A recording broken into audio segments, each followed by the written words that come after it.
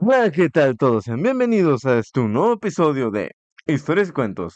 Yo soy su cuentista favorito, Moon. Muchas gracias por habernos esperado. Sé que hemos tenido una pausa algo larga, pero ya les traemos nuevas historias. Y quédense para el final, donde les traeremos algunas noticias interesantes. Continuando con Cuentos Góticos de Mary Shelley, hoy les traigo la maravillosa historia de El sueño.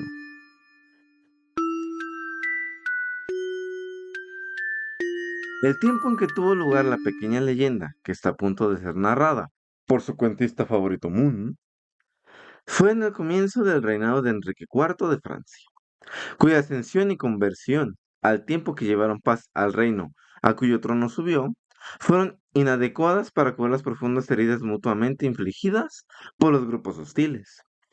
Venganzas privadas y el recuerdo de heridas mortales existían entre aquellos que parecían entonces unidos y, a menudo, las manos que en apariencia se habían estrechado con amistoso saludo, cuando se soltaban, involuntariamente, hacían la empuñadura de la daga como portavoz más adecuado de sus pasiones que las palabras de cortesía que sus labios acababan de pronunciar. Muchos de los fieros católicos retornaron a sus lejanas provincias, y mientras ocultaban en soledad su inflamado descontento, anhelaban el día en que pudieran exhibirlo de manera abierta.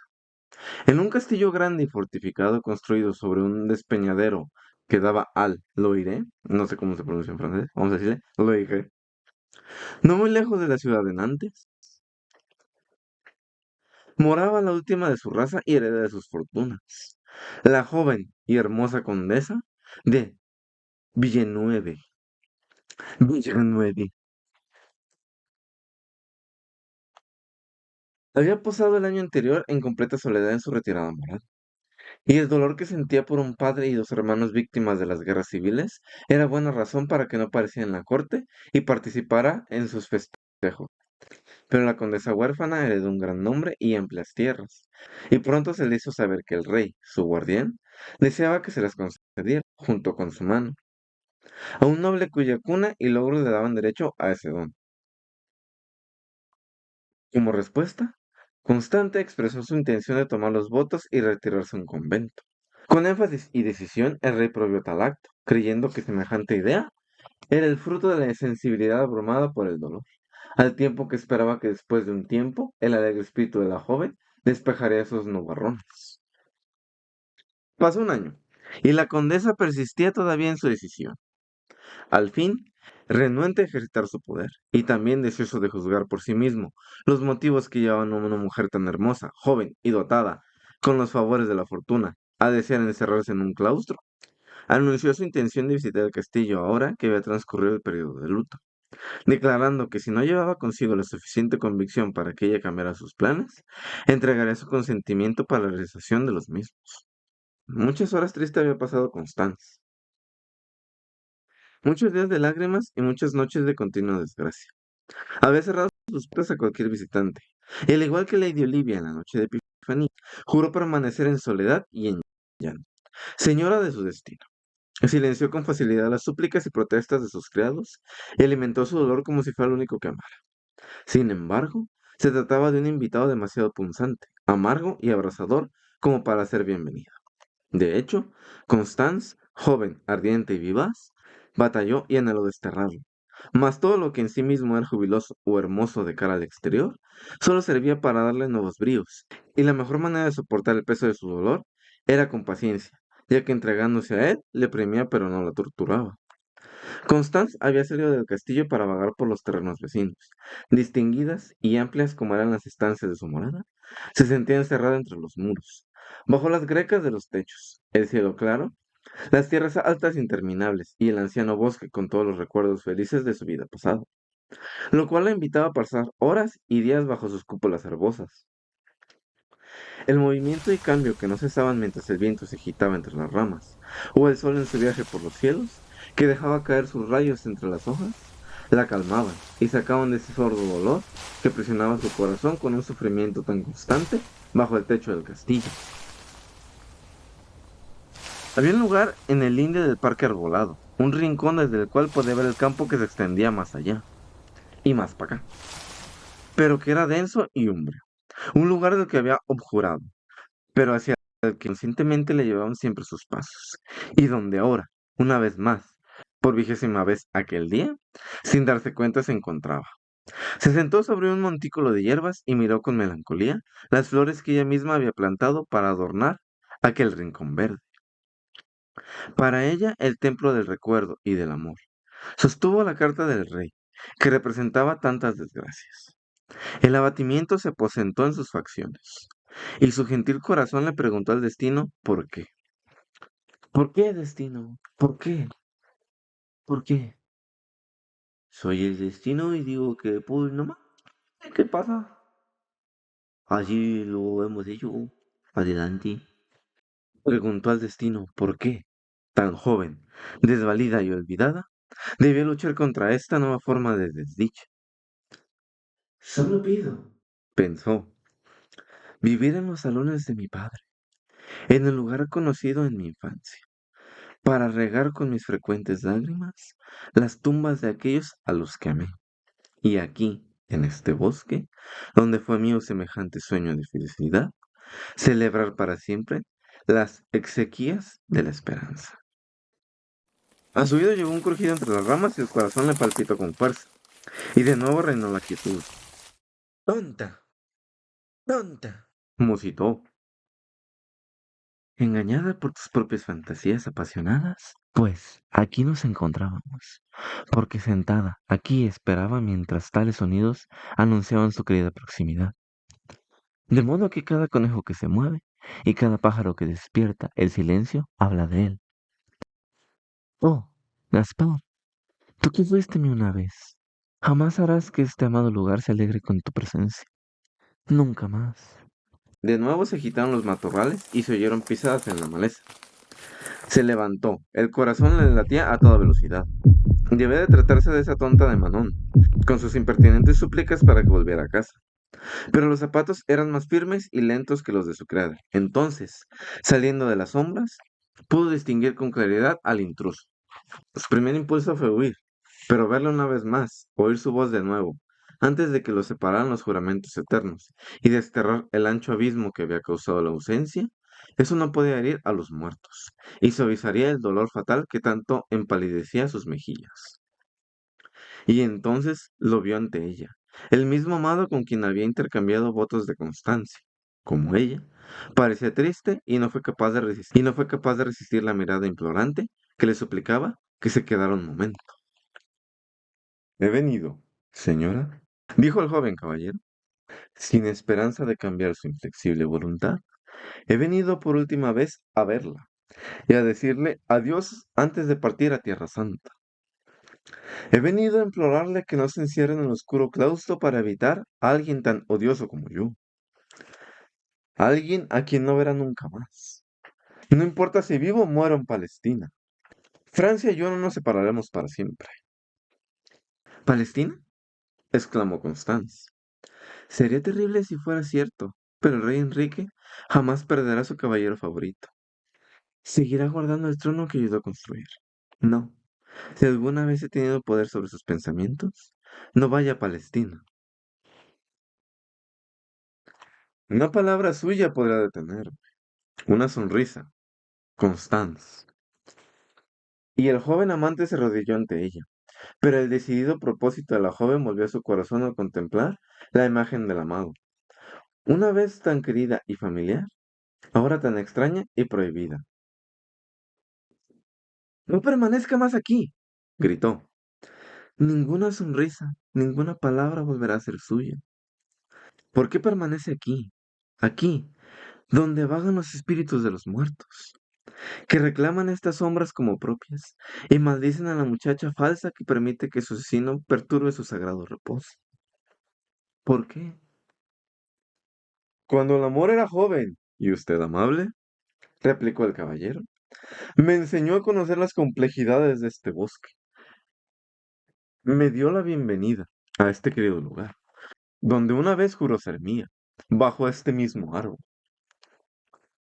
Perverso pecado fue, dijo Constance. Abrí las puertas de mi padre al hijo de su enemigo, y grande fue el castigo. El joven caballero hizo acopio de valor mientras ella hablaba. Sin embargo, no se atrevió a moverse por miedo. ¿A qué? Dispuesta como estaba a oír en cualquier instante, se viera sobresaltada de su momentánea tranquilidad y contestó despacio. Aquellos fueron días felices, Constance, llenos de terror y profundo gozo. Cuando la noche me llevaba a tus pies, y mientras el odio y la venganza eran la atmósfera de aquel lóbrego castillo, este senador verde e iluminado por las estrellas fue el altar del amor. ¿Felices? ¡Días desgraciados! Repitió Constance. Cuando yo imaginaba que el bien podía surgir de mi traición al deber, y la desobediencia sería premiada por Dios. No hable de amor, Gaspar.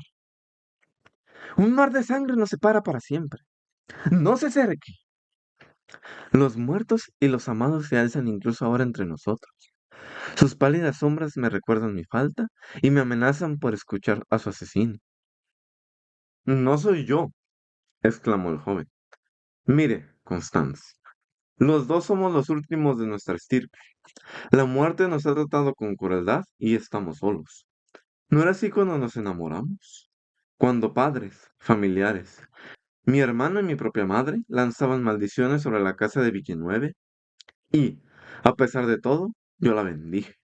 La vi, amada mía, y la bendije. El Dios de la paz plantó amor en nuestros corazones, y con el misterio y el secreto nos encontramos durante muchas noches de verano en los valles iluminados por la luna. Y cuando brillaba la luz del día, huíamos a este dulce rincón para evitar los rayos del sol. Y aquí mismo donde ahora me arrodillo en súplica, los dos nos arrodillamos y pronunciamos nuestros juramentos.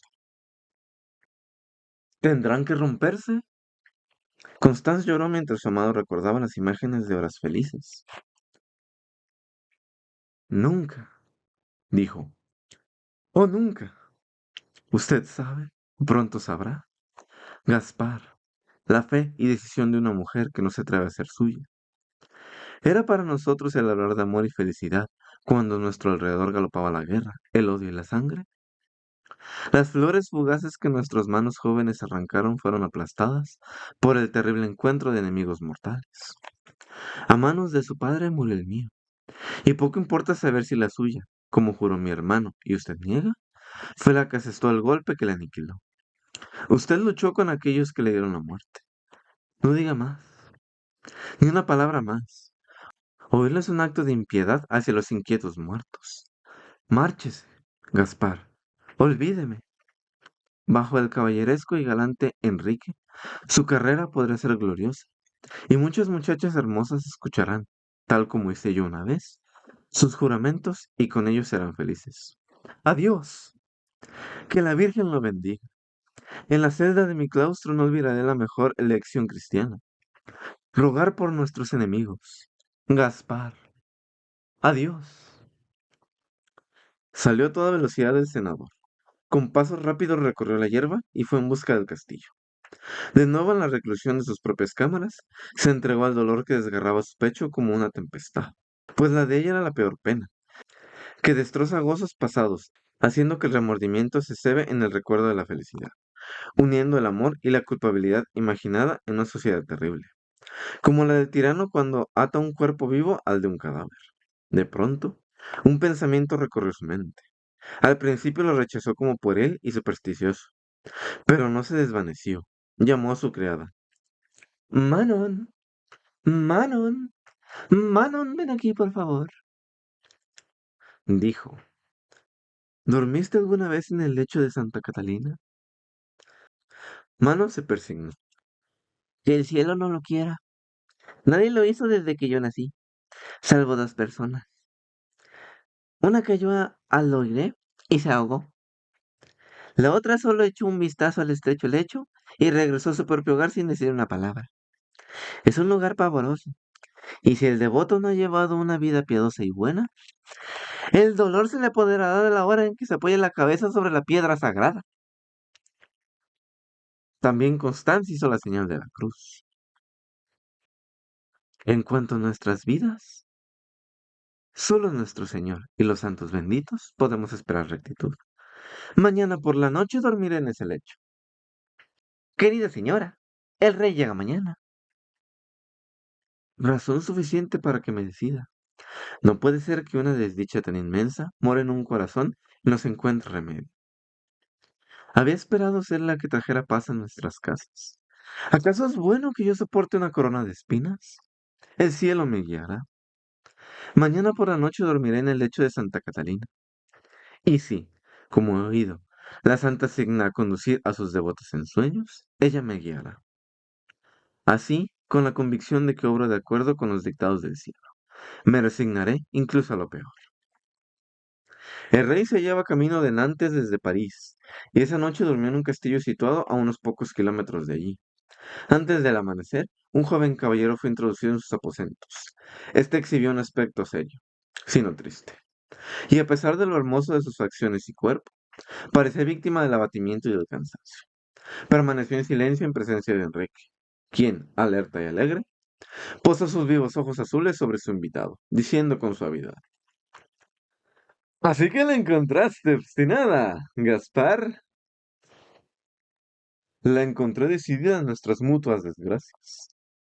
Ay, mi señor, no es, créame, el más pequeño de mis dolores que Constance sacrifique su felicidad a la vez que aniquila la mía. ¿Y crees que le dirá que no al gallardo caballero que nosotros le hemos presentado? Oh, mi señor, no albergue ese pensamiento. No puede ser.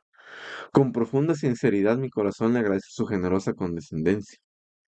Pero ella, a quien en soledad la voz de su amado, cuando el recuerdo y la reclusión ayudaron al hechizo, no pudo convencer, resistirá incluso a las órdenes de su majestad. Está decidida a entrar en un claustro, y yo, con su permiso, me retiraré ahora. Desde este momento soy un soldado de la cruz y moriré en Palestina. Gaspar, dijo el monarca, conozco mejor que tú a las mujeres. No la ganarás con la sumisión ni quejas lacrimosas. Por supuesto que la muerte de su familia pesa en el corazón de la joven condesa. Y al alimentar en soledad su dolor y su arrepentimiento, imagina que el mismo cielo pruebe su unión. Deja que la voz del mundo llegue hasta ella, la voz del poder y la amabilidad terrenales. La primera imperiosa, la segunda suplicante, encontrando ambas una respuesta en su propio corazón. Y por mi fe y la Santa Cruz que será tuya. Sigamos adelante con nuestro plan. Y ahora, caballo, la mañana pasa y el sol está alto.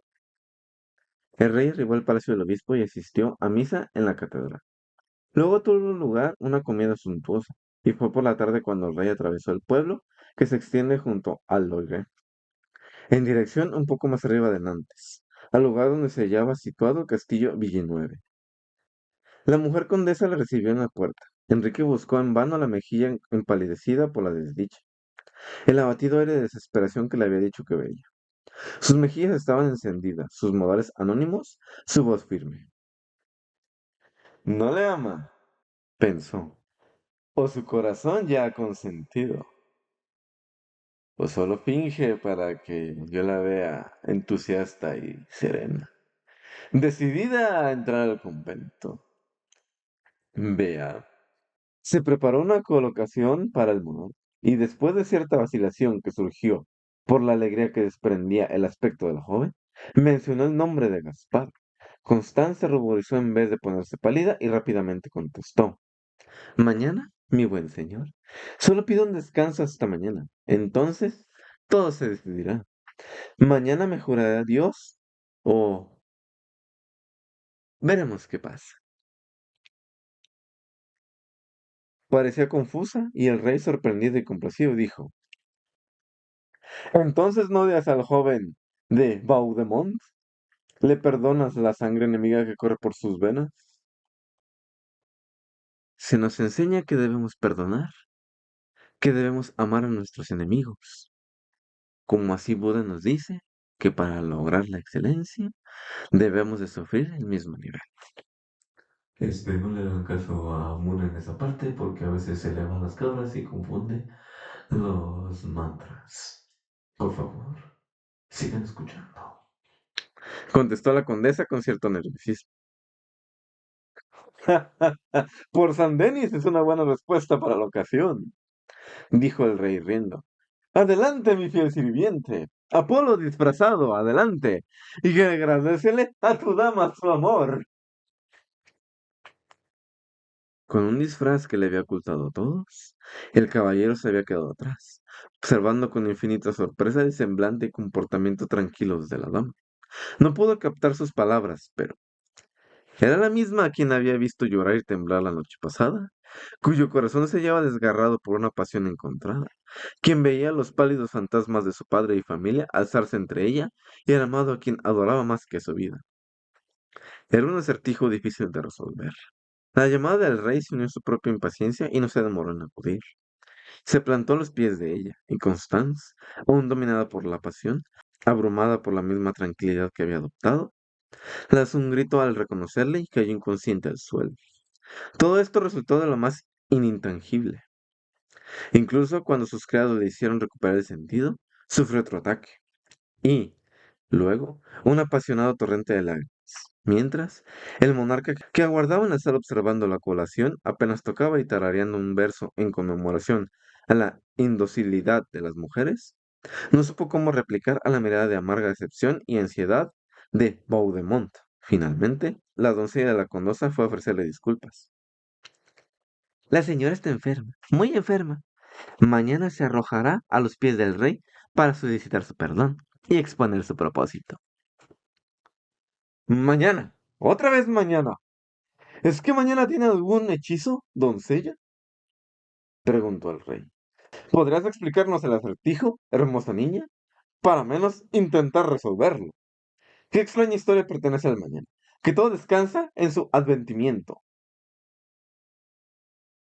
¿Qué extraña historia pertenece al mañana? Que todo descansa en su advenimiento. Manon se ruborizó, bajó la vista y titubeó. Pero Enrique no era ningún aprendiz en las artes de tentar a las damas de compañía para revelar el secreto de sus señoras. Además, Manon estaba asustada por el plan de la condesa, por el cual ésta aún se mostraba obstinadamente decidida, de modo que se mostró presta a traicionar. Dormir en el lecho de Santa Catalina, descansar en el estrecho reborde que colgaba sobre el profundo y veloz aire, y así, como era lo más probable, la infortunada durmiente invitaba a la querida a las aguas. Tomar las perturbadas visiones que tal sueño inquieto podía producir para el dictado del cielo era una locura que el mismo Enrique apenas podía considerar que una mujer capaz de correr. Pero podía Constance, cuya belleza era tan altamente intelectual, y a quien él no había dejado de alabar por su fortaleza mental y talentos, estar atontada de manera tan extraña. ¿Y podía la pasión cambiarnos tanto como la muerte, nivelando incluso la aristocracia del alma, llevando al noble y al plebeyo, al sabio y al tonto a la misma servidumbre?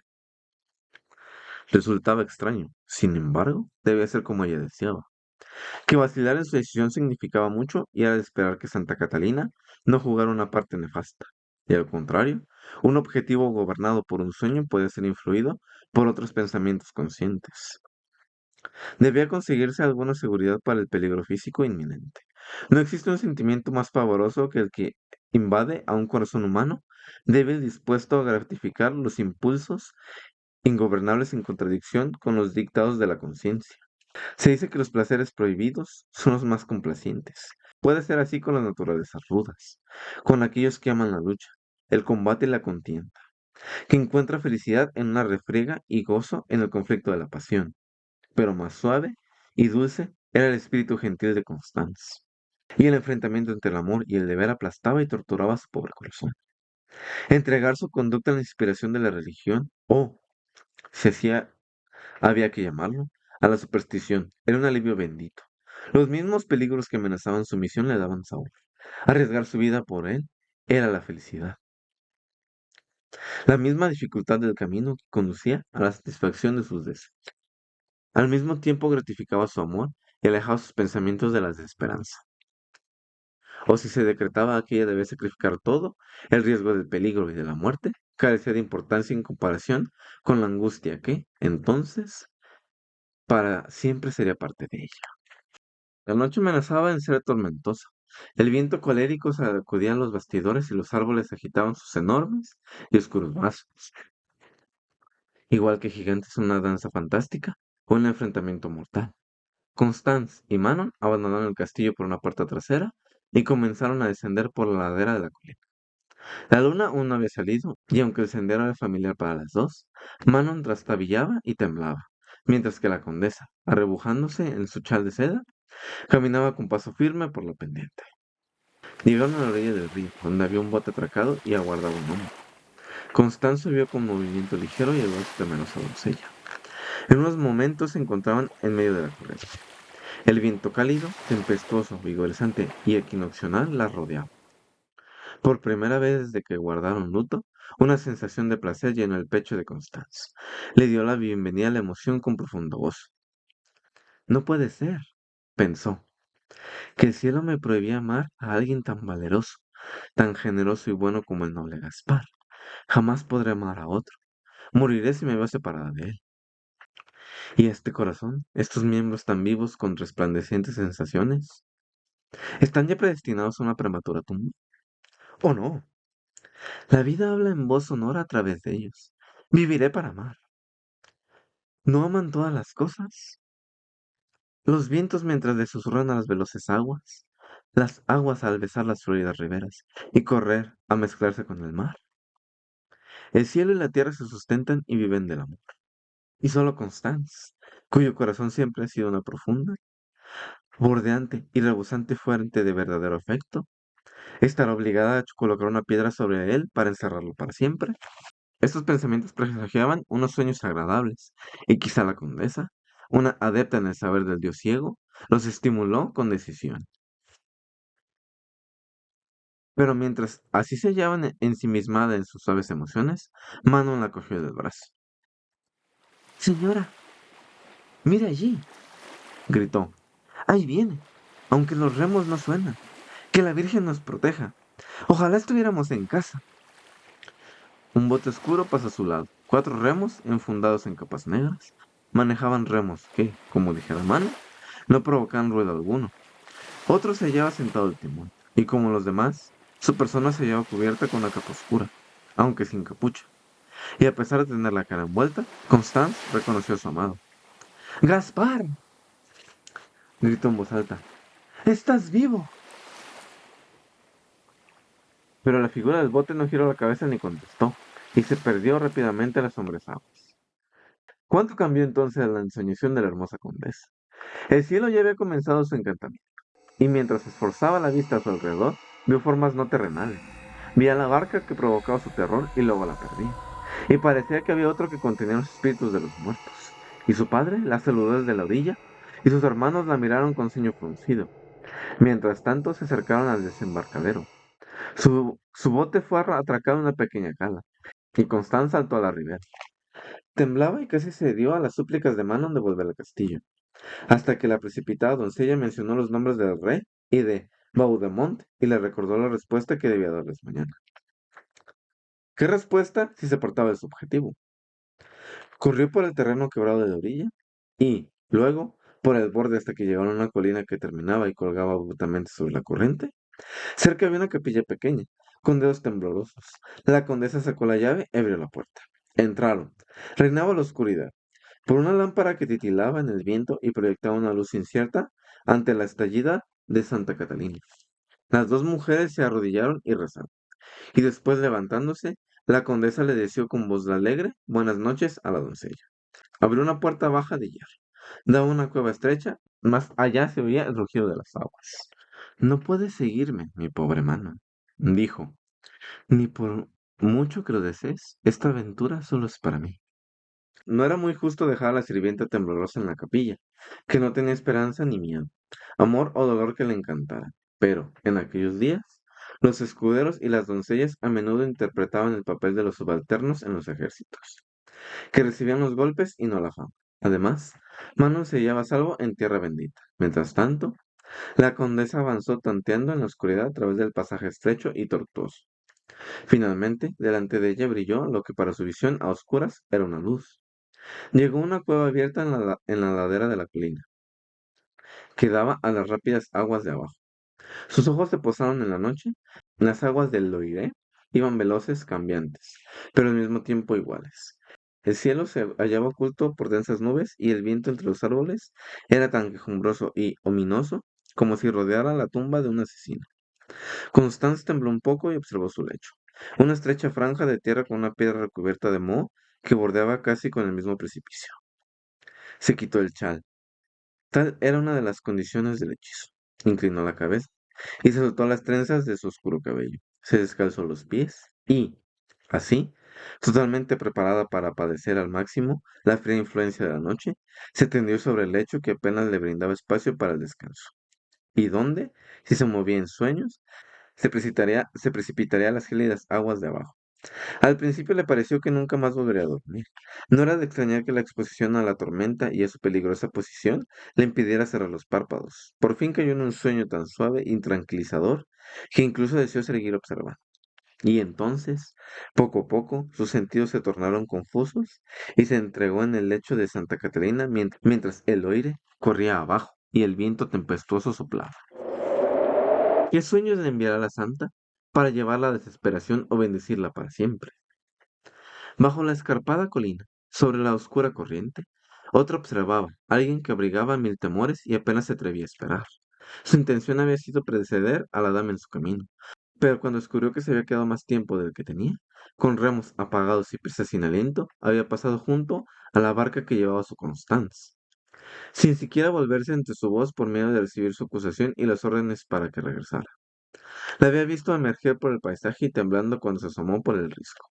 La vio dar un paso, vestida como estaba de blanco, y pudo distinguirla mientras se tumbaba en el reborde que sobresalía arriba. ¿Qué vigilia mantuvieron entonces los amantes? Ella entregada a pensamientos visionarios, él sabiendo, y ese conocimiento le estimuló el pecho con una extraña emoción, que el amor por él, la había conducido a ese lecho de peligro, y que mientras los peligros la rodeaban con todas las formas, ella vivía solo para esa tenue voz que le susurraba su corazón, el sueño que iba a decidir sus destinos. Quizá dormía, mas él mantenía la vigilia y la guardia. Y así pasó la noche, rezando ensimismado, alternando la esperanza y el miedo, sentado en su bote, con los ojos clavados en el atuendo blanco de la durmiente. ¿La mañana? Era la mañana la que luchaba entre las nubes. ¿Vendría alguna vez la mañana para despertarla? Había dormido, y qué sueños de bienestar o pesar había habitado su dormir. Gaspar se impacientó. Ordenó a sus remeros que se quedaran esperando y se embarcó de un salto. Decidió a trepar hasta el bosque. En vano le advirtieron del peligro, de la imposibilidad de tal intento. Él se aferró a la cara rugosa de la colina y encontró apoyo para los pies allí donde no parecía haber ninguno.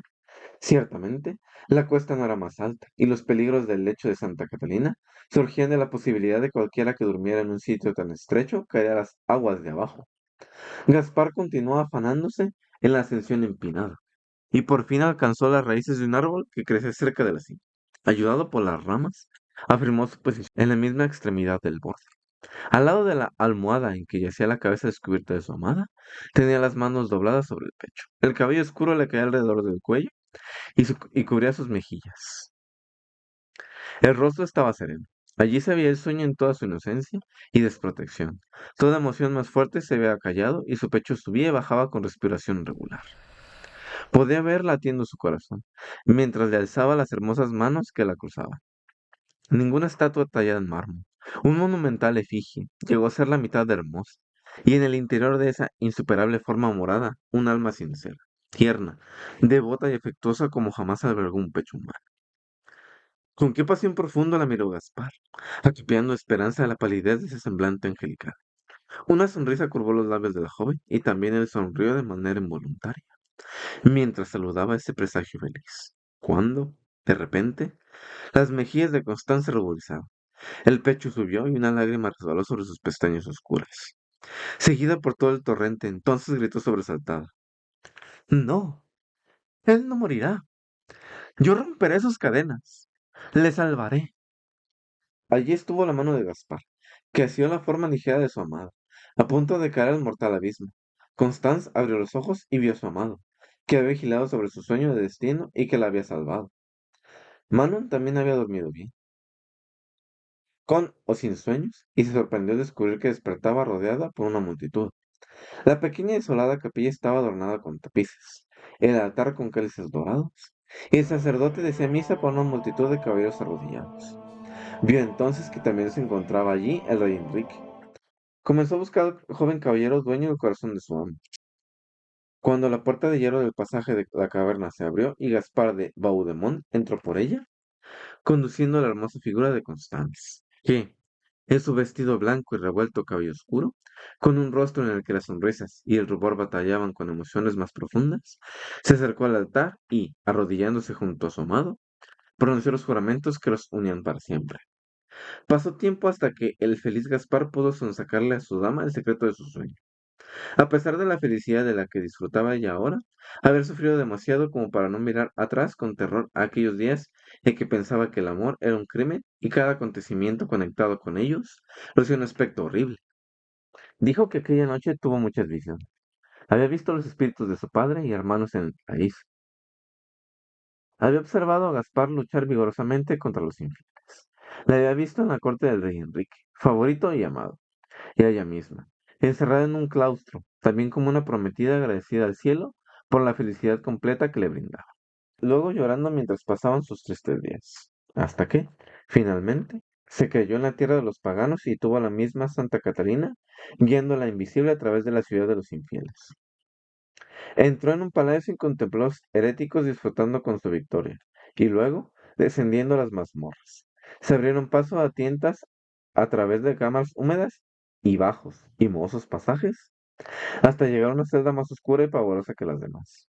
En el suelo yacía un hombre con ropas manchadas y andrajosas, pelo revuelto y una barba descuidada y sucia. Tenía las mejillas chupadas, los ojos habían perdido su fuego. La silueta era un mero esqueleto, las cadenas colgaban flojas de los huesos descarnados. Y fue mi aspecto en aquel atractivo estado, y favorecedoras prendas lo que suavizó el dulce corazón de Constance. Preguntó Gaspar sonriendo ante esa imagen de lo que nunca llegará a ser. Más que eso, repuso Constance, pues mi corazón me susurraba que aquello era por mi culpa. ¿Y quién recordaría la vida que latía en tus palpitaciones? ¿Quién la restauraría? Salvo el destructor. Mi corazón jamás se volcó a mi feliz y vivo caballero, como lo hizo en aquella imagen macilenta que yacía en las visiones de la noche a mis pies. Un velo se cayó de mis ojos. La oscuridad fue desterrada ante mí. Creo que entonces supe por primera vez que eran la vida y la muerte. Se me pidió que creyera que ser felices a los vivos no era ir a los muertos. Y sentí la perversa y vana que era aquella filosofía falsa que situaba la virtud y el bien en el odio y la descortesía. Tú no morirás. Yo soltaré tus cadenas y te salvaría, ordenándote que vivieras por el amor. Di un salto y la muerte que desaprobaba en ti habría sido la mía. En aquel instante, cuando por primera vez experimenté el verdadero valor de la vida, si no hubiera estado allí tu brazo para salvarme, tu querida voz para bendecirme para siempre. Entonces supe que realmente quería estar contigo para siempre. Cuando te vi ahí, supe que tú querías estar conmigo para siempre. No lo dudes nunca. Nuestros votos que se juraron no los romperán jamás. Te adoro, Constante. Y yo te adoro a ti, Gaspar. Y el último fragmento lo agregué yo porque se me hacía que terminaba acá medio seco. Y vamos a darle un toque más romántico. Bueno, esta fue la historia de El sueño de Mary Shelley, un cuento gótico. Y no lo dije al principio, pero este es el episodio número 34 de Historias y Cuentos narradas por su cuentista Moon. Ahora sí, las noticias de la tarde.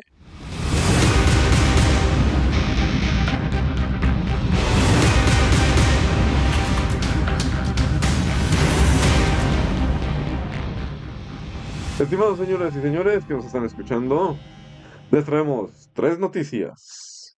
Espero les guste. La primera es que tendremos un nuevo podcast dirigido por su cuentista favorito que se llama El Cuentacuentos, que todavía no hemos subido el episodio, pero pronto saldrá a la venta. Ja, ja, ja. Pronto saldrá al aire.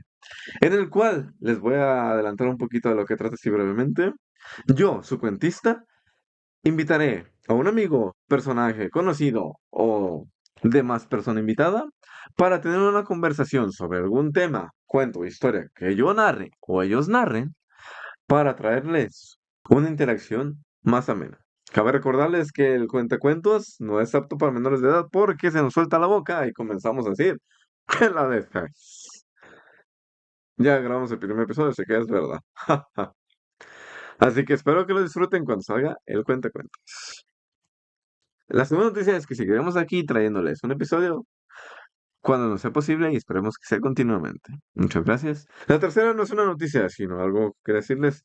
No tenemos redes sociales, si se han dado cuenta, así que si este episodio llega a la mínima cantidad de 25 likes, me esforzaré para traerles a las redes sociales y que nos sigan teniendo en contacto. Pero por lo pronto, eso fue todo. Muchas gracias de antemano por seguir escuchándonos, gracias por escuchar nuestros episodios. Yo soy su cuentista Moon y nos vemos en el próximo episodio. Recuerden que están los viernes. Así que hasta la próxima, disfruten y sigan narrando, viviendo y disfrutando sus propias historias.